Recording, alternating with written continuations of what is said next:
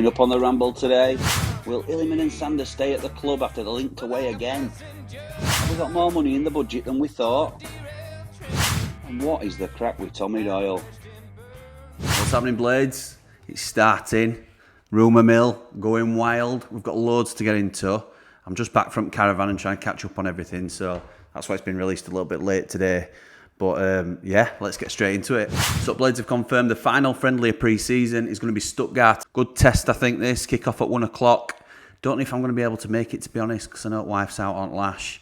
It'll be whether I can convince my 2 7-year-olds to come with me. So we shall see whether I make that or not. I'll keep you posted. But yeah, good test, I think. It's some decent opposition. From what I understand, the Portugal trip is scheduled for a week after Chelsea friendly, but it's unclear at the minute whether they'll be playing in front of fans. So wait and see. Maybe hold off before you book them flights. It's been reported that Aussie's contract negotiations are progressing well. Interesting to see some comments online about that. Some are lukewarm, some are quite practical. The fact that, well, he's a utility man and he's useful, and because we're on a tight budget, he can shift around and slot in different places. And others are thinking he's not good enough. He's not been good enough in Championship to get it starting 11. So how when we step up to this massive jump up to the Premier League, is he going to be able to cope with the speed of the game, if you like? 'Cause it's not about effort with Aussie. He's got plenty. It's overall quality. So I'd be interested to know what you think about that. Aussie, yes, no? Considering our circumstances, what do you think? Blades have also reportedly rejected a multi-million-pound sponsorship deal from 3 gambling companies. Now this, to be fair, isn't anything new under the Prince. This is part of his belief system, I believe, and he will not entertain any offers for gambling, but it's morally ethical. And again, I've seen a split opinion on this. Some saying, come on, get over it. Some are, take the money. Some are saying it's gambling is entertainment and for fun, and others are saying brilliant. I know a lot of people, or even myself, that struggled with gambling in the past, and I appreciate you not spreading the message that gambling is great and all this sort of thing. So yeah, interested what your take is on that. Does the potential windfall, particularly when we're in such a difficult financial position, does that outweigh the moral high ground, if you like, in terms of what we'd accept? Apparently, the rumoured figure we're after is 7 million quid, because Randox, our shirt sponsor for the last 2 seasons, had the option of a third, but that would come with an uplift if we were to get promoted, which we clearly have done. So they then had the option, do we want to pay you more to continue to be a shirt sponsor? And they've opted out of it. And apparently, and I am no expert, 7 million is a very good rate for a Premier League shirt sponsor. So this will test the waters a little bit, won't it, in terms of what sort of business we can get in, and maybe that has some weight on potential takeovers and things like that. How attractive are the Blades to outside investment? Interesting. And if anybody watching is interested in sponsoring the Ramble, I won't charge you anything near that. So please do get in touch, bladeramble@gmail.com, or just find me at bladeramble.com. We're all joking aside, as things progress, we are talking to several different parties now about sponsorship of the Ramble, or collaborations and working agreements and things like that. So really exciting. It's given me loads of ideas, but that only comes with your support, and thank you again for everybody that does support the Ramble. As I record, we're 1 subscriber away from 1,600. We're trying to get to 2,000 before match day, 2K before match day, before kick off at new season. It's becoming a tall order, I believe, with turnover. It's going to be touch and go as to whether we make it, but if you can spread the word, it'd be very much appreciated. Anyway, let's get back to it. Next up, I'm going a bit old school. I'm going to give you a Dozy update. It's on a different wavelength to what I've been updating you before on Dozy. I haven't had any contact with Dozy since I last spoke to you about the update that I'd had, where he was still in the race and things like that. It doesn't appear that he is anymore. It's a bit radio silence from their end at the minute, which, is going to happen if things aren't going their way, and I completely understand it. But the latest is, and it's reported by James Shield in the Star, is that the club are very confident that they won't have to repay Dozy for any of the money they put into the club because it was a non-refundable deposit for exclusivity, which he got. And their argument is that it's on Dozy for the reason the deal didn't complete. So watch this space. But in terms of the club and the health of the club, if it's not going to be Dozy, which it doesn't look like it's going to be at the moment, then that's a real positive, because I know the rumoured figure were around 10. I'd heard 15, closer to 15. So that's fantastic news for the club if they're not going to have to repay that. You know, I'm not so sure Eki will get it in his budget, but we can only hope, can't we? So next up, there's been loads of these, so we're just going to jump straight in to some Ramble rumours.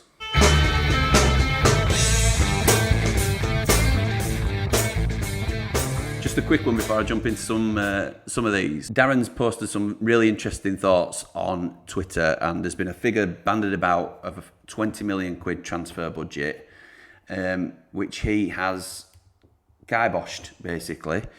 He says we'll have a budget comparable, if not better, to our first season in the Premier League. And that season we had to do an awful lot more work than we'll do this season to get it up to standard, which is true. So we're all going in with a really quite negative mindset in terms of, well, we're hamstrung by the budget and things of that nature. This 20 million isn't a thing, apparently. The figures we're looking more at is around 65 million all in. So that would cover current squad contracts, future acquisition contracts.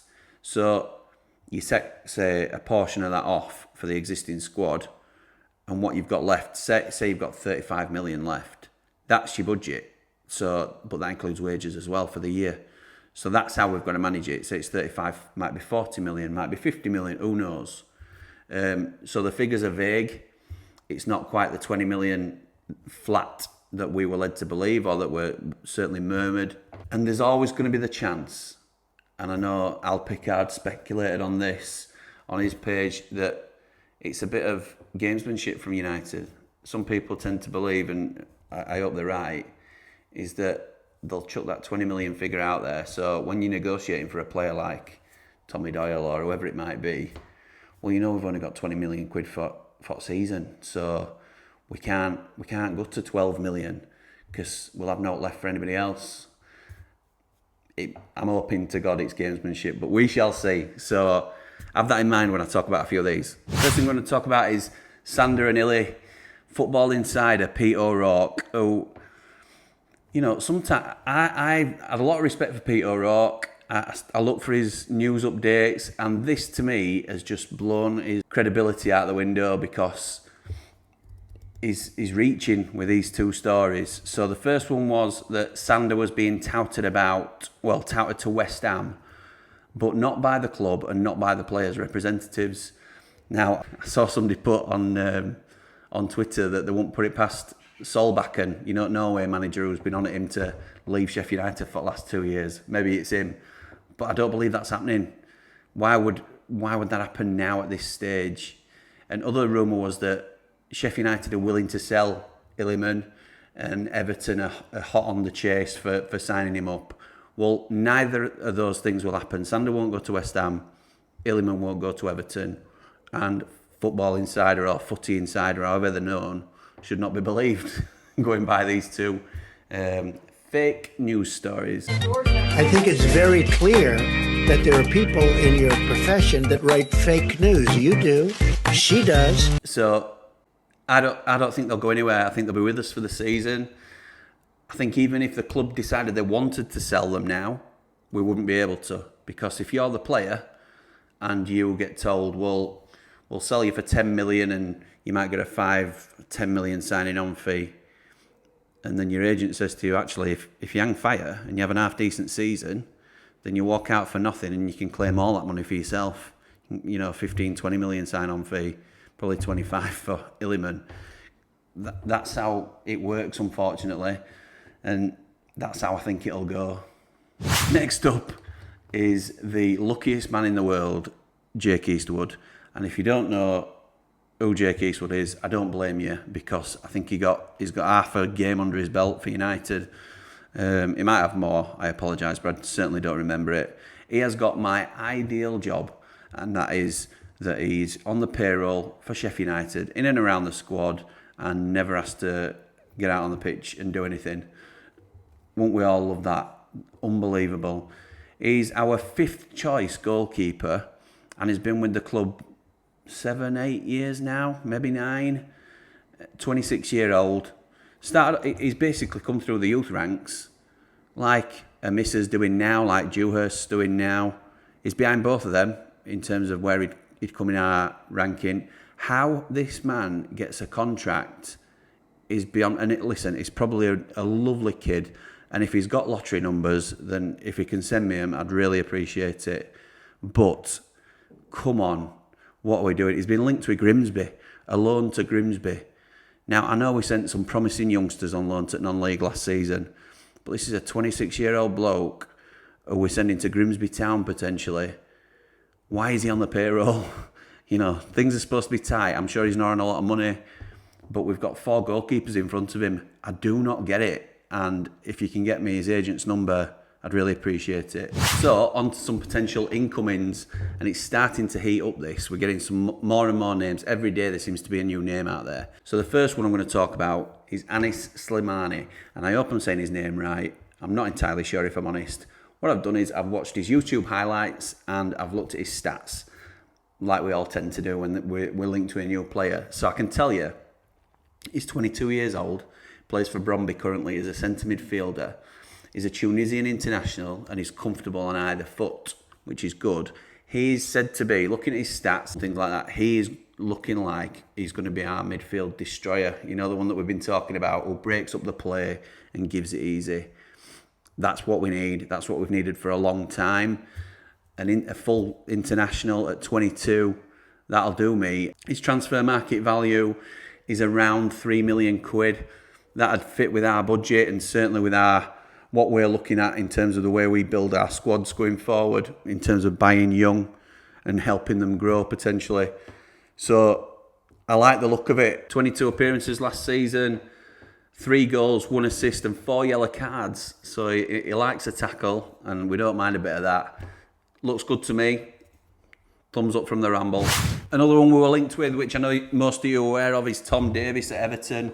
24-year-old, has rejected their latest contract offer because he's set a new challenge, and I think it's more a case of he wants some first-team football.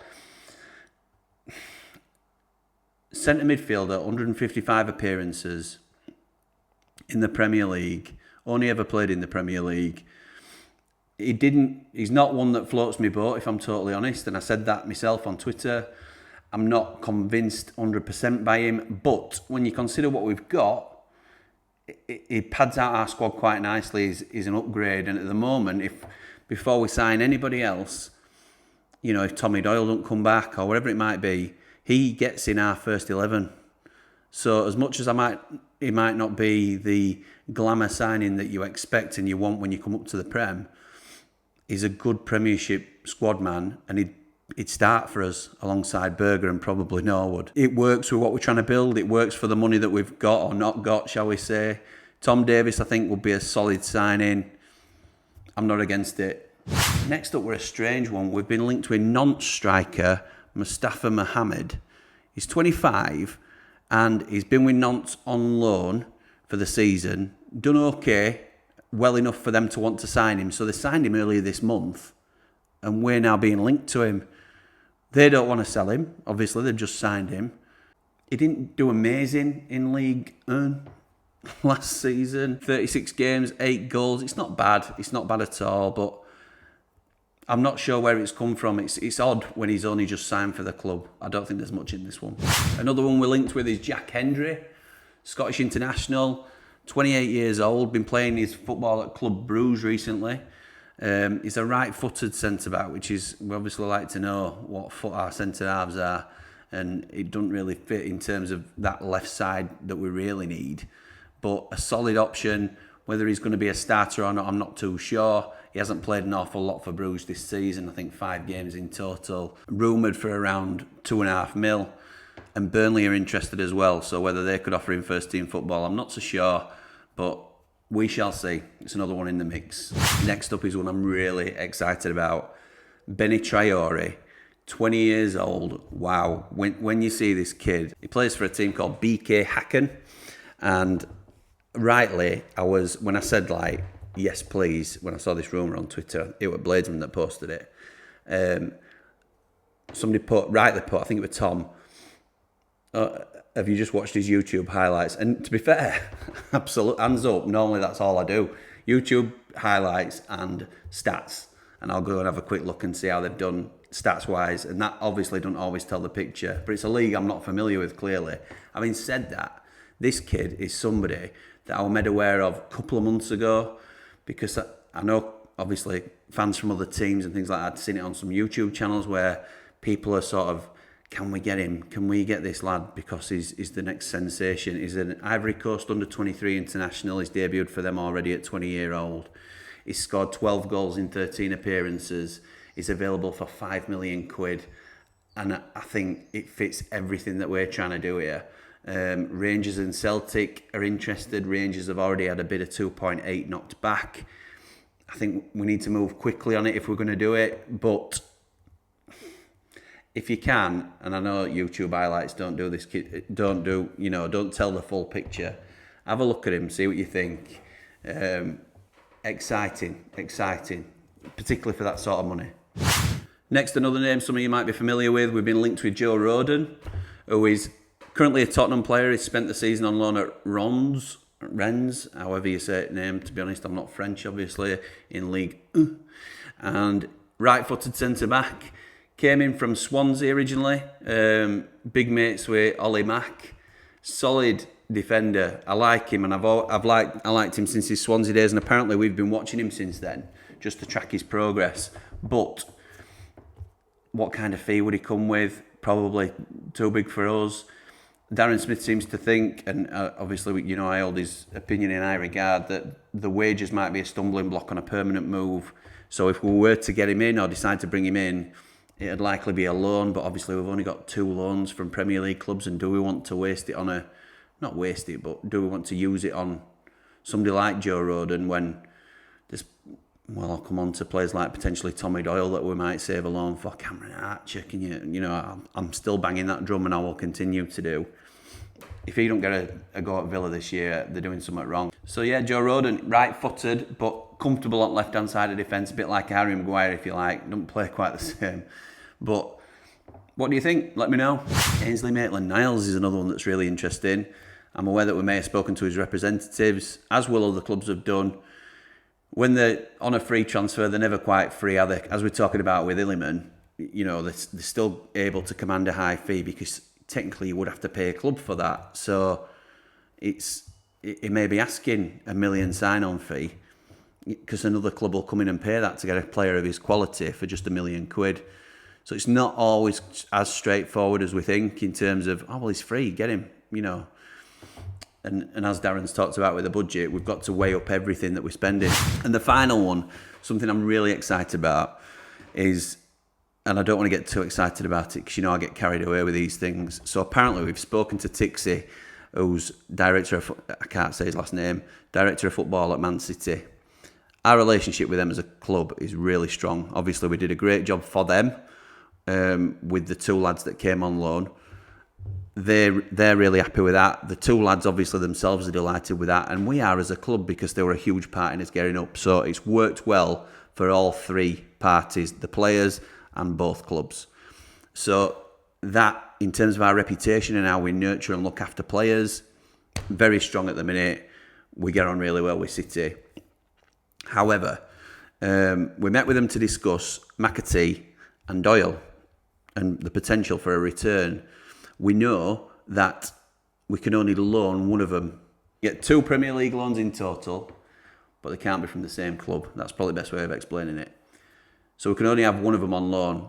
It doesn't look like McAtee is going to come back to us. As I'd speculated previously on the Ramble, it looks like City want McAtee to be in a more possession-based team, because they're clearly a possession-based team.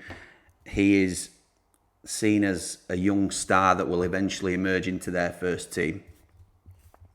And they want to see how he develops in a side that's progressing with the ball and how comfortable he is on the ball, things of that nature. You can understand it from their point of view.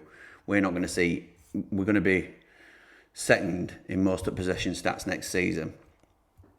So, with that in mind, we've talked to him about McAtee and Doyle. It doesn't look, from what I understand, it doesn't look like McAtee's a goer. Doyle, however, they really want to do a deal, but they don't want to loan him, they want to sell him. They also wanted to make us aware that James Trafford, young goalkeeper who had a great season on loan out at Bolton last season, he's also up for sale, and his price is £6 million. Now, he played for England under-21s tonight. Is he not exactly what we're after in terms of our investment strategy? I know 6 million is a lot of quid for our budget, but we've talked about we may have a little bit more than we originally thought. I don't think he'll be on astronomical wages because he's come through youth ranks. I think we push boat out and get this done. I would love to see us invest in a young keeper. Obviously, my first choice was Mike Cooper at Plymouth and still is, because I think we'll get him cheaper and I think he's got bags and bags of potential. But James Trafford, I will, for 6 million quid, I think it's an unbelievable deal. Burnley and Borough are said to be keen on Trafford as well, but we have been linked now in the mix of considering him. I don't know if we'll do it because it's a big chunk of our budget. Wherever our budget is, 6 million quid's a lot of money for us this season. And Wes is not seen as must be replaced. Not in Ecky's eyes, I don't believe. I would replace him personally, but I get why we wouldn't. Tommy Doyle, it's all set up for us to do it. It's all set up for us. And Darren's put us all in the picture as to what's happening here. City have told us what they want. We want like a loan to buy option. That'd be ideal for us because it's a high transfer fee for us. It's sort of a risk-free move for us because if it don't work out or we go down and we don't have to make it permanent, we don't have that huge outlay. City always prefer a buyback. So they'll want, instead of a loan to buy, they want assurances. They want that 10 million quid from us. And then they want to know that, look, if he absolutely smashes it in Premier League, we can buy him back for 20 mil or 25 mil, whatever it might be. So they've told us, I'm not saying those are the prices, but they've told us what the prices are. And Darren's saying, for us, it's too high. So the problems are, the original fee's too high, the buyback's too low, and the wages are fine, so long as we're still in Premier League. The only thing that is a sticking point for Tommy is we have to, rightly so for the club, we have to insert relegation reductions. And that's going to be our problem with a lot of players, which is why we'll probably look to utilise the loan market more so than permanents, even though we'll get a few perms in. But the relegation release clauses will really limit us. Because we can pay Premier League wages while we're at the level, but we always safeguard the club and say you need to take whether it be 30, 40, 50% reduction on relegation.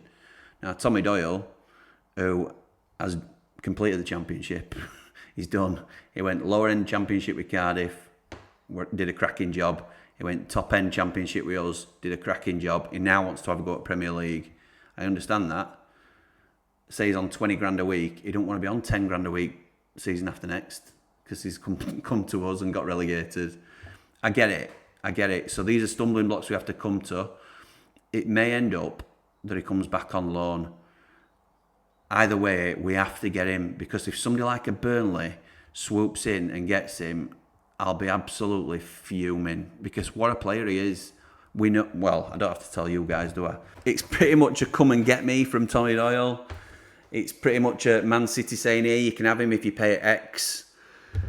United just still wavering. And I get it, we've got to be so careful, but some players are worth pushing boat out for, and Tommy Doyle's definitely in that category.